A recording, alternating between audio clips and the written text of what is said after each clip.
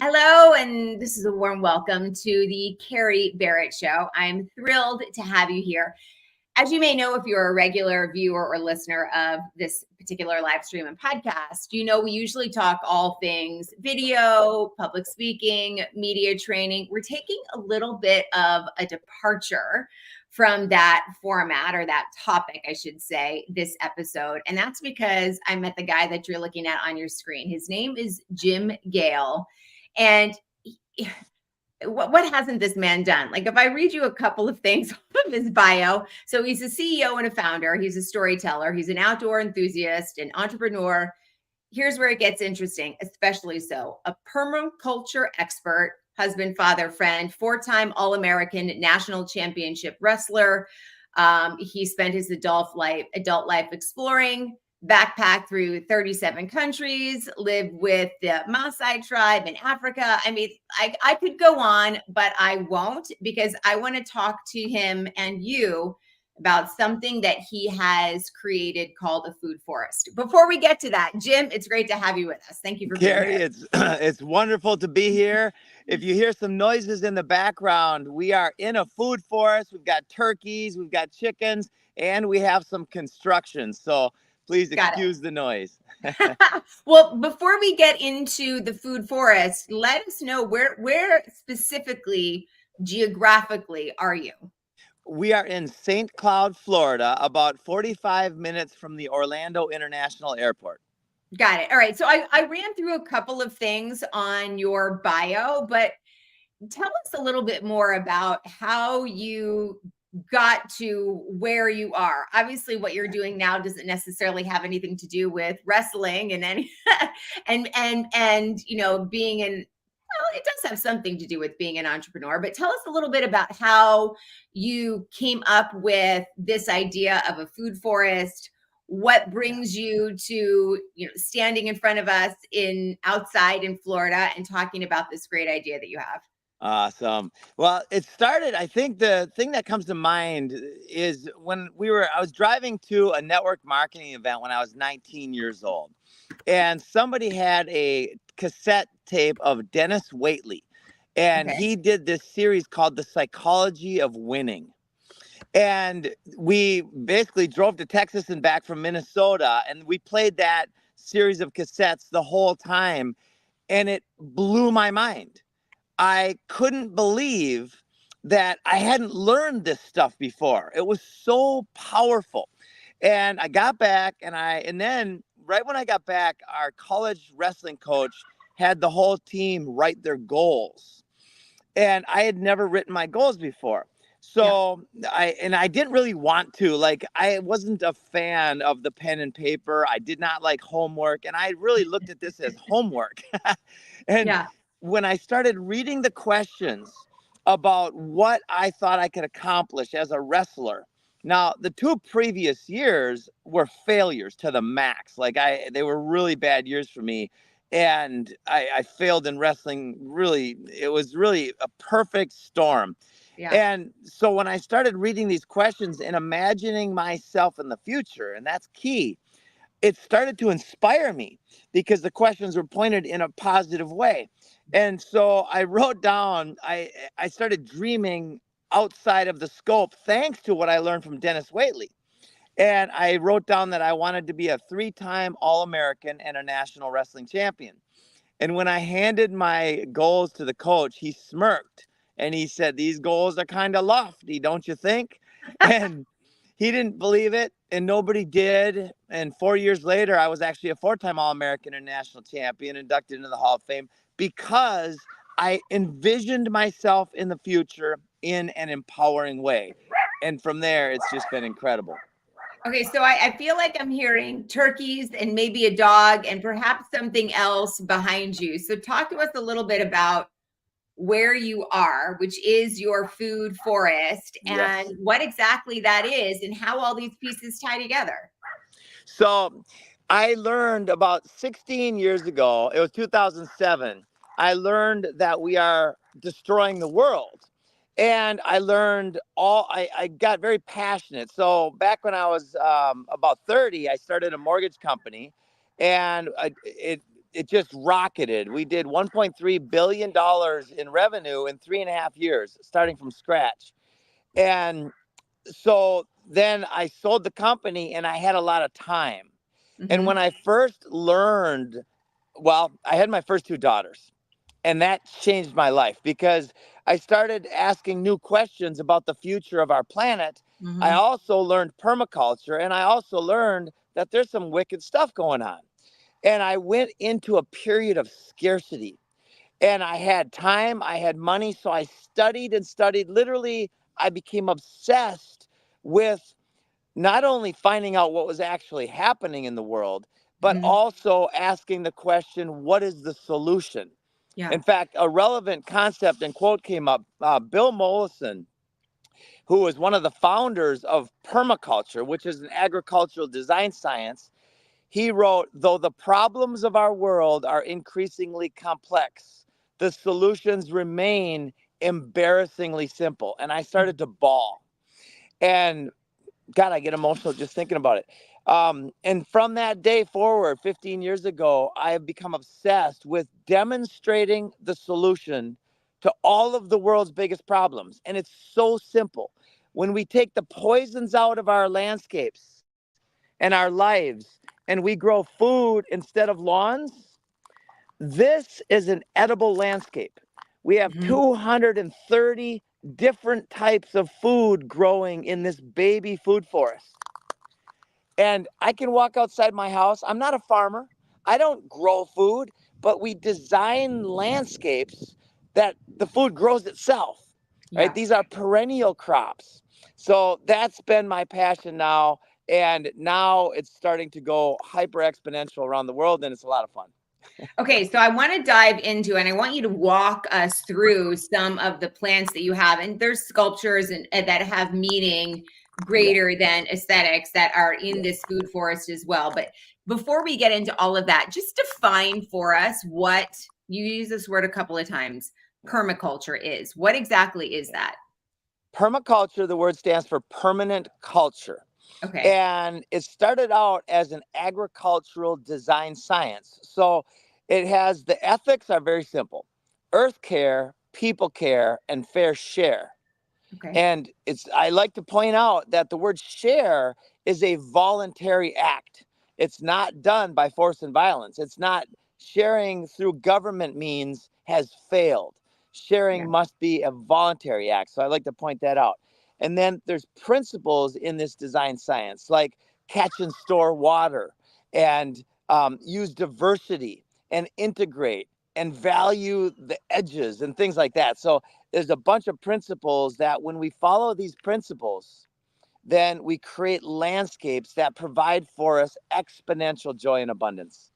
So now walk us through some of what you've created here in this food forest that is outside your home. Yeah. And how many acres is it? And do you actually get all of your food and I don't know, herbs, spices, whatever it is you need? Does everything come from this plot of land?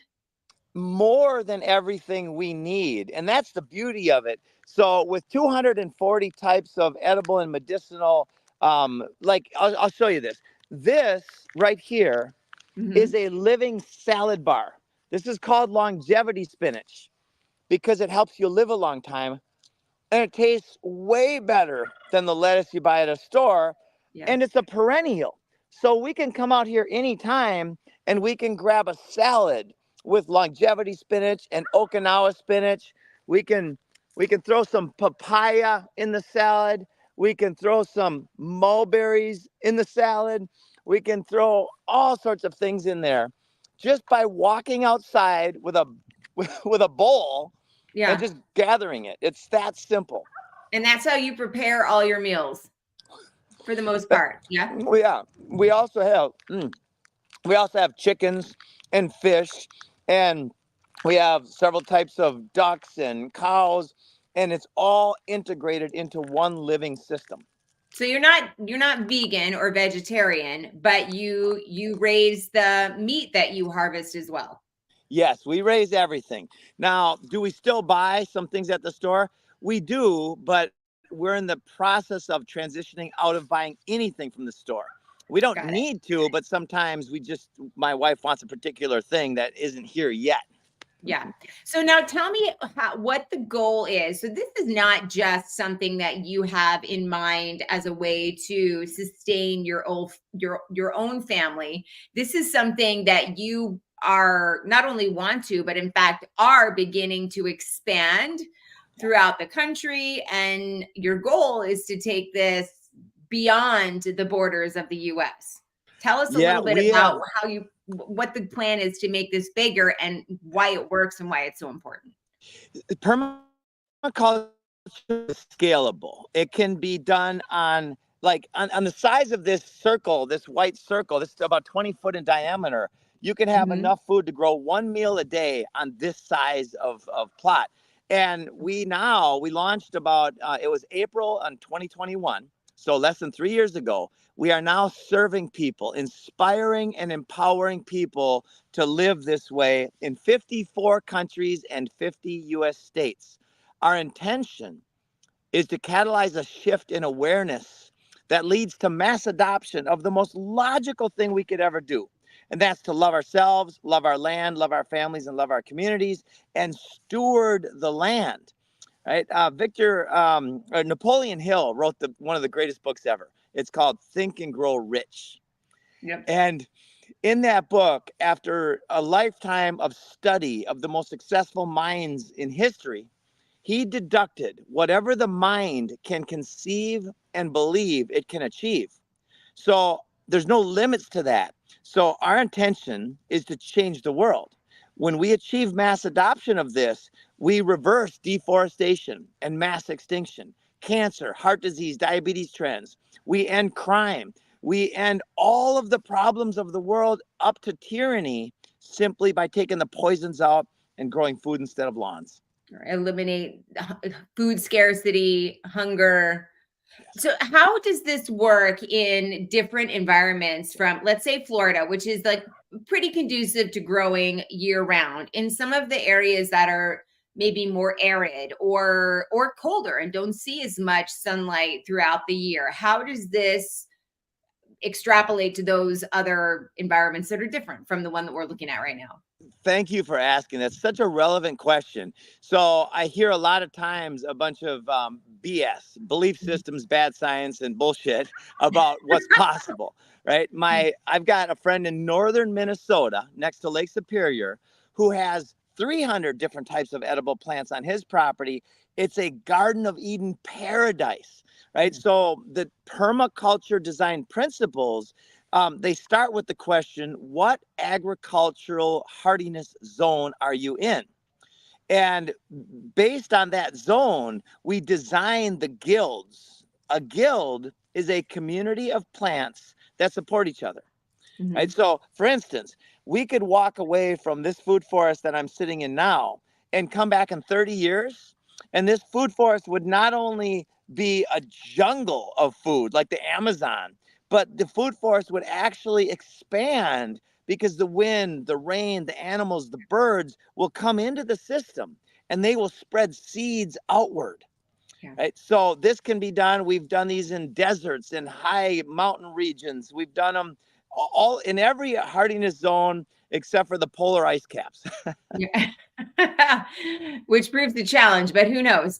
Yeah. So where is this now in this, food forest idea, if you will? It's more than an idea, but where is it now in terms of its growth? It sounds like you've tried it in many areas. There are other people that are adopting it. How are you bringing in bigger partners, if you will, to help expand it? And Awesome. that's the first question. I have a part two, but I'll hold it. Okay, thank you. Because sometimes I get so excited I lose the part twos. So, um, with our very vocal intent, I've been on almost 500 podcasts in 2.5 years. I have Mhm. now met with two presidential candidates, Bobby Kennedy and Dr. Shiva, who do not align with each other, but they very much both agreed with this. I had General Blaine Holt call me 2 nights ago, and he said, Jim, we've got big money investors. They know the market is in trouble. They don't want any more gold or silver or Bitcoin, and they're looking for the best place to put their fiat. Right, a fiat is the currency, right? It's a currency that's backed by nothing but confidence, and the world is losing confidence in our currency. So he knows what I'm doing. We're very good friends, and I shared with him exactly how we change the world. We invite these investors to buy pieces of land and then put in these life-giving systems. In other words, growing food during a food supply chain collapse. That's what we do. And it's the best investment anybody could ever make. Yeah. I know that you have installers, if you will, stewards, maybe people who are not only creating these food forests, but also then obviously growing and maintaining. And a lot of your projects right now, I know that you have them in orphanages, I believe, homes, for example, yours, prisons, if I understand correctly, also resorts and farms. And then I understand your next goal is to install them, if you will, around schools, or that's your next big idea. Have I covered everything there? Yeah, and I'll get kind of granular on a couple of those. So Please. they've done this in schools and prisons. And as a result, for instance, in prisons, when the inmates participated in a gardening program, not even a permaculture program, which is miles above simple gardening, in its simplicity and its function. So when this happened for 3 years, the inmates' recidivism rate, in other words, going back to jail after getting out, went down by more than 60%. Wow. So this is literally the end of the majority of crime. When the inmates grow their own food and learn the principles and practice of creating life, designing and installing life into our landscapes, they simply have a purpose and they don't want to commit crimes anymore. Right. It's so beautiful. So that's one solution that I shared with those 2 candidates. The other one is permaculture in schools. When we add this logical, life-giving systems and principles and ethics to the school systems, and the students learn how to grow their own food, maybe they can use the perimeters, the fences around their baseball fields and all that, and have a food forest. Or maybe they can go to a local park as a school, and they can create a food forest at a local park. Maybe it's an opportunity zone where people are suffering and poor and diseased, and they can put in these life-giving systems, and they've done this. And as a result, the students are way better off. So if we just did one of those 2 things or both of them, we would literally change the world. And that's what we're doing. So now my next question to you is, I'm looking at your beautiful landscape, and I want in just a second for you to take a sort of a brief walk through and actually show us some of it. But for someone, let's say a neighborhood, they have homes that are on half-acre plots or sometimes quarter-acre plots. Is then it a matter of creating a community food forest, or what is the solution for somebody in that particular environment? There are examples around the world where on less than a quarter acre, a family is growing all of their own food. And it's good food. It's nutritious food. It's poison-free food. So we can scale on any size land, starting with 100 square feet on the ground, and we can design in these beautiful systems. Yeah, walk us through the system that you have. Show us what you have, some of it anyway. You got it. You got it. So here we've got lemongrass and basil and society garlic and mint and roselle hibiscus, which makes incredible teas. And there's a bunch of bananas coming in here. In fact, here's a batch that I've been picking off of every couple of days, or every day I go and have breakfast. I go for a breakfast food forest walk. and ginger and turmeric and bay rum. And this is a fun one. This right here is called Cuban oregano. Look at those flowers. Isn't that beautiful? Wow. Yeah. But here's the fun part. This is also not only is it a great herb and medicine, but it's a toilet paper plant, literally, legitimately. It's durable, it's soft, it's like furry, and Yeah. it's antiseptic. Wow. So you're growing more than necessarily just food there. You find ways to almost, to use a video term or a content term, repurpose some of what you have out there for other means as well. Yes, a food Yeah. forest is the ultimate stack of functions. You can literally do everything in a food forest. You can grow your own lumber. You can grow your own medicine. I mean, right here, this is moringa, the tree of life, the drumstick tree, the miracle tree. There's more vitamin C than an orange, more potassium than a banana, more calcium than milk, and more protein than eggs by weight in the leaves of this tree. Wow. And do you grow traditional crops there as well? Let's say peppers or tomatoes and Yeah. strawberries, for example. We do grow, yeah, some annuals. Okay. And the difference between a perennial and an annual is important. An annual is a plant that you have to harvest and replant every time you want more. A Okay. perennial is like a fruit tree or a berry bush where it just keeps giving more and more food every year. Got it. Okay. And so when you're planning your food forest, it's not a matter of just sort of, I'm putting some of these seeds over here and some of this over here, and I'm doing it haphazardly. Are you planning, plots, and I need, this much of this, or, these Yes, perennials and these annuals, et cetera? exactly. So the permaculture design process is really awesome. It's very specific. I'll give you a good example. This ground cover is a replacement for a lawn. It's Mm-hmm. called perennial peanut.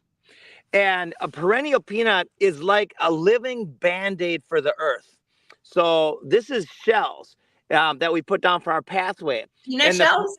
yeah, they're seashells. Oh, seashells. Okay. Yep, yep. Got And it. because we didn't want to use the toxins that are in asphalt and those Sure. things. So we put this down. So when it rains, it actually mineralizes the soil.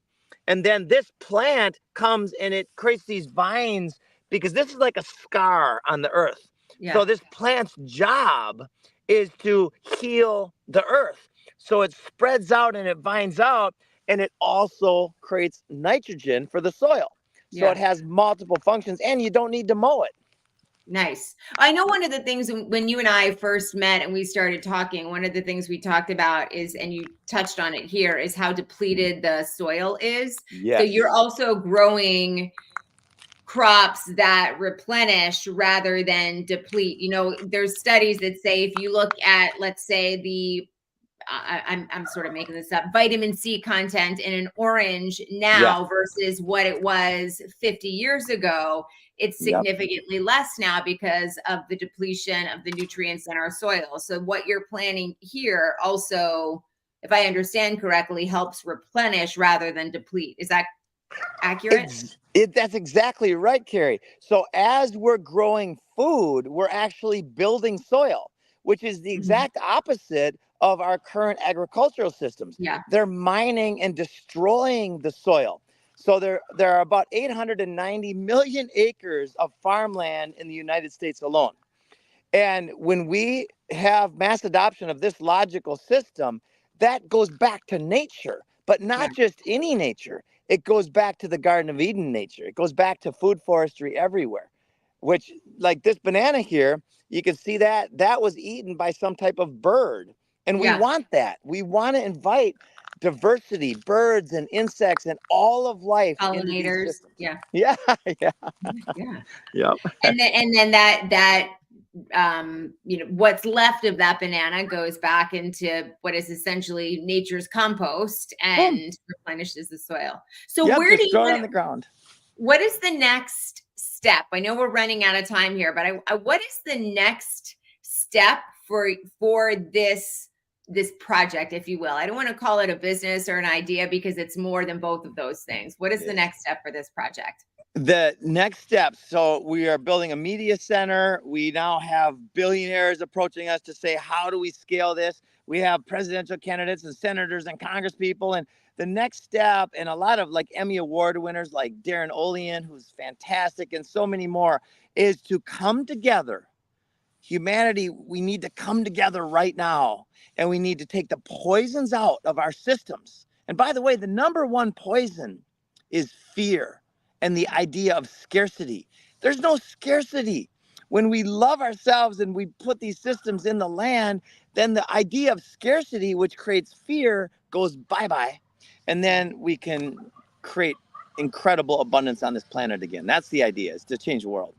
What if somebody's listening or watching this and they're like, man, I'd love to do this, but I'm not quite sure. Maybe they want to take a couple of steps on their own first. What is the next right step for them to take? Yeah. The next right step is get a hold of us. We're at foodforestabundance.com. Okay. And we have designers, professional permaculture designers standing by to chat with anybody who wants. And we do a half an hour consult for free. And then if somebody wants to go on their own and go on YouTube and figure out how to do it, great, do it. If somebody wants to speed up time by hiring a designer to design your landscape, then we are here to serve in that way. I love that. So you will offer a consult and give people some ideas first for free, and then they can figure out, do they want to bring you in, or do they want to try and take at least a few steps on their own? I'm going to put the website in the show notes, but can you repeat that one more time? And then any other information that might be helpful for people, whether it's social media or your newsletter, anything that they should check out in order to understand a little bit more about you, what you do, and what those next steps also may include. Awesome, Carrie. So 2 websites. One is foodforestabundance.com. That's foodforestabundance.com. And the other one is galtzlanding.farm. So that's where I am right now. This is our community named after John Galt from Atlas Shrugged. It's GALTS landing.farm. And we do tours. We have Airbnbs. Our intention is to bring as many people here as possible, because when people experience this food forest, it inspires and empowers them. And that's the key. We want to inspire and empower as many people as we possibly can. Jim Gale, it was awesome talking to you. I'm so inspired by what you do. And while I understood and was aware of some of the things that you discussed, there's a whole world out there that I'm entirely new to. And it really is. And I want to take some of these steps on my own. I don't have a green thumb, so I may need your help. Neither do I. But I really appreciate you sharing your time with us. It was great talking to you. Thank you. Thank you so much, Carrie, for shining a light on these solutions. Absolutely. All right. Stick around for 1 sec.